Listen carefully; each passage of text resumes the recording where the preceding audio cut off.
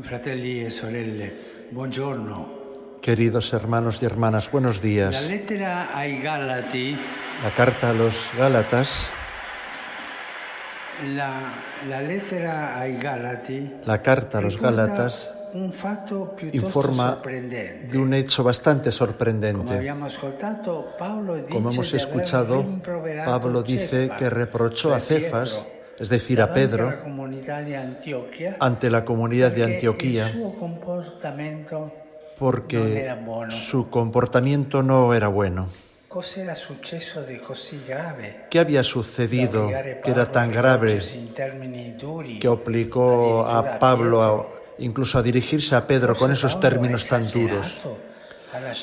Quizás Pablo ha exagerado, ha dejado demasiado espacio a su personaje para ser como no contenerse. Veremos, pero no es así. Pero que es una vez más está en juego la relación entre el derecho y la libertad. Tenemos que volver a esto tantas veces. Al escribir a los Gálatas, Pablo menciona deliberadamente este episodio que había sucedido en Antioquía años antes. Tiene la intención de recordar a los cristianos de estas comunidades que no ven en absoluto de escuchar a quienes predican la necesidad de la circuncisión y por lo tanto están sujetos a la ley con todas sus prescripciones. Recordamos que fueron estos predicadores fundamentalistas los que vinieron allí y crearon confusión. También le quitaron la paz a la comunidad.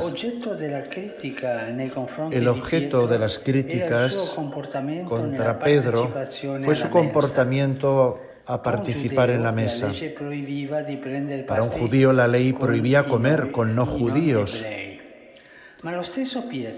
Pero el mismo Pedro, en otra ocasión, había ido a Cesarea, a la casa del centurión Cornelio, aunque sabía que estaba infringiendo la ley. Afirmó: Dios me ha mostrado que ningún hombre puede ser llamado profano, impuro. Una vez que regresó en Jerusalén, los cristianos circuncidados, fieles de la ley mosaica, reprocharon a Pedro este comportamiento, pero él se justificó diciendo: recuerdo que esa palabra del Señor decía: Juan bautizó con agua, pero tú serás bautizado en el Espíritu Santo. Entonces, si Dios le dio el don que nos dio a nosotros por creer en Jesucristo, ¿quién era yo para poner impedimentos a Dios?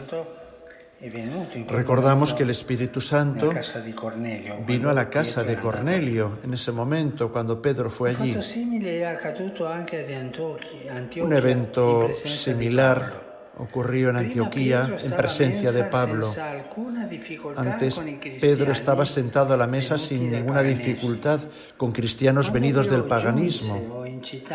Sin embargo, cuando llegaron a la ciudad algunos cristianos circuncidados de Jerusalén, los que venían del judaísmo, no volvió a hacerlo para incurrir en críticas, que no le criticaran. Eso es un error. Estaba más atento a las críticas, a dar buena impresión.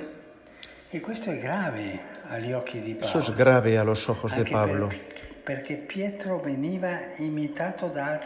También Pedro fue imitado por otros discípulos, en primer lugar por Bernabé, que con Pablo había evangelizado a los Gálatas.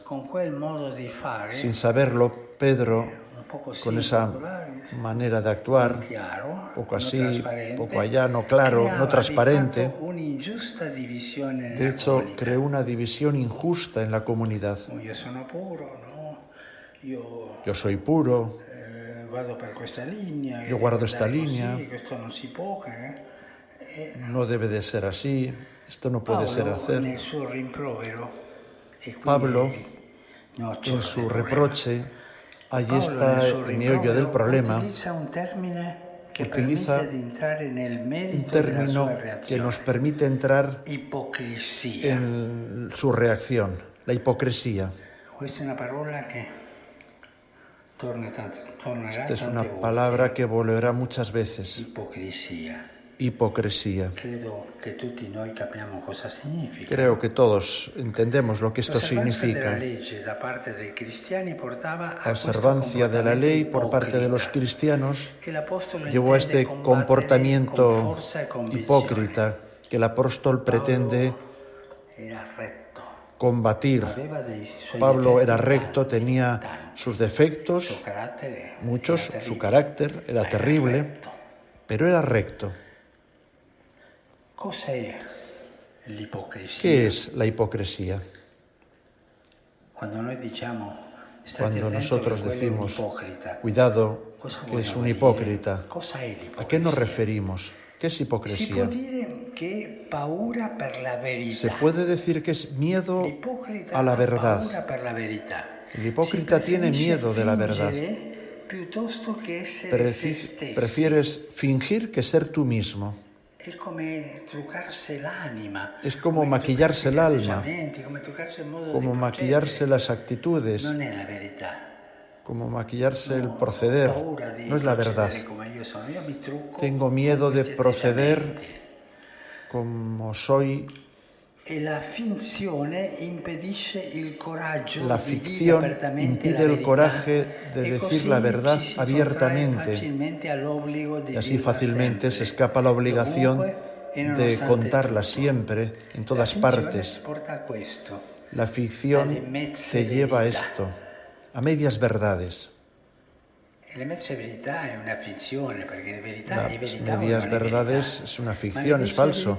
Si es verdad, es verdad.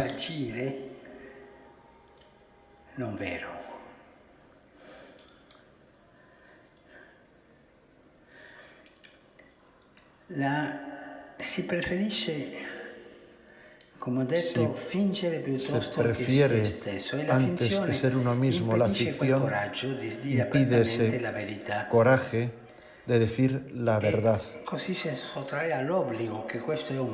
Y así evitamos la obligación. Esto es un mandamiento, de decir siempre la verdad, decirla en todas partes, a todo el mundo. Y en un ambiente donde las relaciones interpersonales se viven bajo la bandera del formalismo, saldrá el virus de la hipocresía fácilmente. Esa sonrisa que no sale del corazón. Eso de intentar estar bien con todos, pero con nadie. En la Biblia hay varios ejemplos en los que se lucha contra la hipocresía.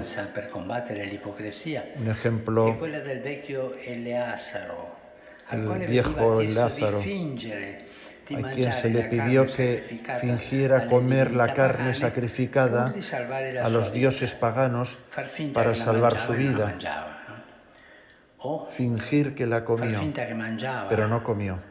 O fingir que comía cerdo, pero sus amigos habían preparado otra cosa.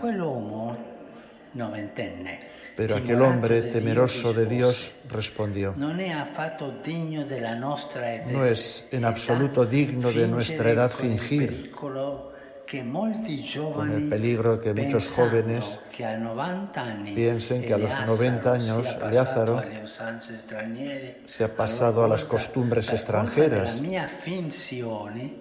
por su pretensión de un poco más de vida. Se pierda así la causa, deshonra su vejez. Esto es el camino de la hipocresía. Qué hermosa página para reflexionar y alejarse de la hipocresía. Los evangelios también relatan diversas situaciones en las que Jesús reprocha fuertemente a los padeceres externos pero dentro falsedad, iniquidad. Podéis coger el capítulo 23 del Evangelio de San Mateo y ver cuántas veces Jesús dice hipócritas, hipócritas, y revela qué es la hipocresía. El hipócrita es una persona que finge, adula, engaña, vive con una máscara en el rostro y no tiene el valor de confrontarse con la verdad. Por eso no es capaz de amar de verdad. Un hipócrita no sabe amar, se limita a vivir del egoísmo y no tiene la fuerza para mostrar su corazón con transparencia. Hay muchas situaciones en las que puede ocurrir esa hipocresía. A menudo se esconde en el lugar del trabajo, donde intenta parecer amigo de sus colegas, mientras la competencia lo lleva a golpearlos por la espalda. En la política no es raro encontrar hipócritas que experimentan una división entre lo público y lo privado. La hipocresía en la Iglesia es particularmente detestable.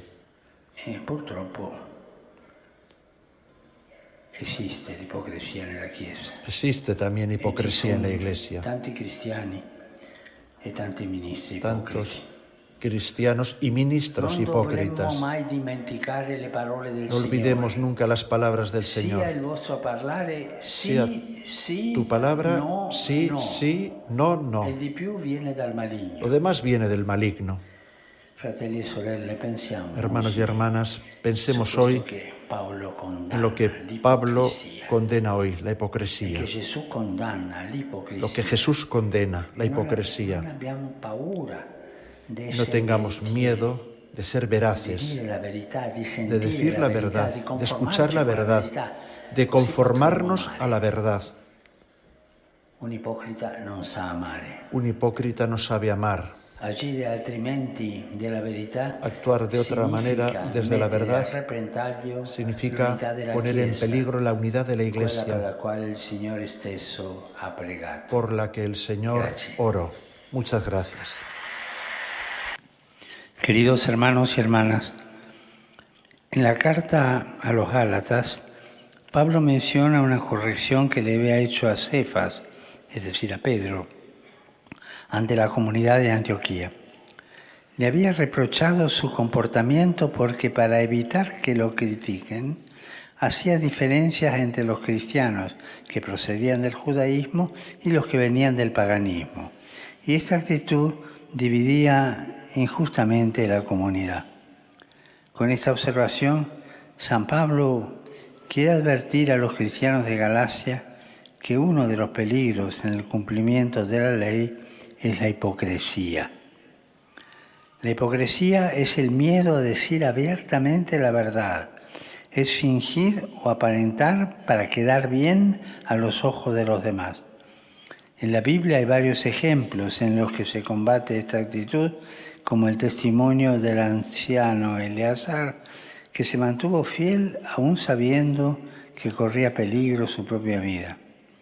También Jesús condena la hipocresía y reprocha a quienes se muestran justos por fuera, pero dentro están llenos de egoísmo y falsedad. Saludo cordialmente a los fieles de lengua española. Hay algunos.